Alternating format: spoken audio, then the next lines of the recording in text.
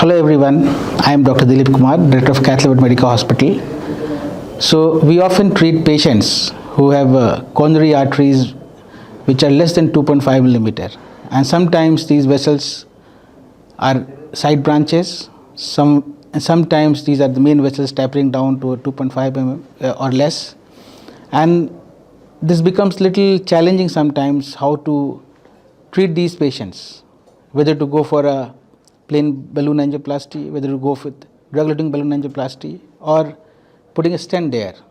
So it becomes real difficult situation, and especially when it comes as a side branch. So there are many algorithms, many treatment protocols have been proposed which are there too as well. But if the side branch comes as a CTO and you open that CTO, still the artery is not grown, still the artery could be in a spasm, still the artery could have a distal disease. We are not known or aware of this fact. So once you open the arteries look not very big, but it may be a bigger inside.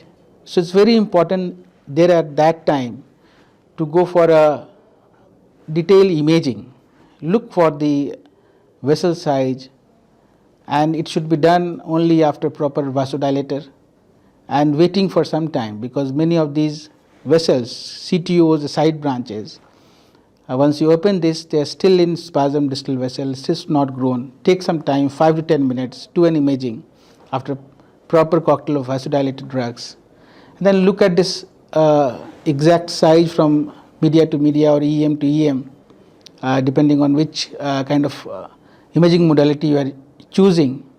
And if it is less than 2.5 mm or even less, it's not a bad idea to go with only a DEB in this situation, and then look for imaging again for any dissections or any complications which has happened there.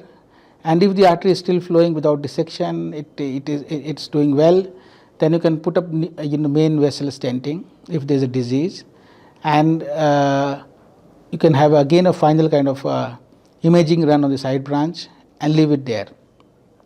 So this is very important to identify which patient requires which kind of modality, where to put stents. Rather, we should avoid stenting. So one such case is shown as a live inbox from my center, me as an operator, and we encountered this situation.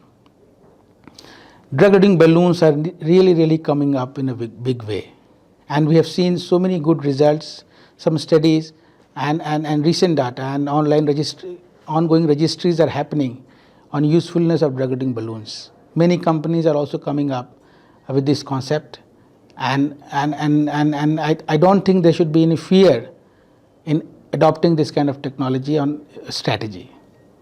Thank you so much.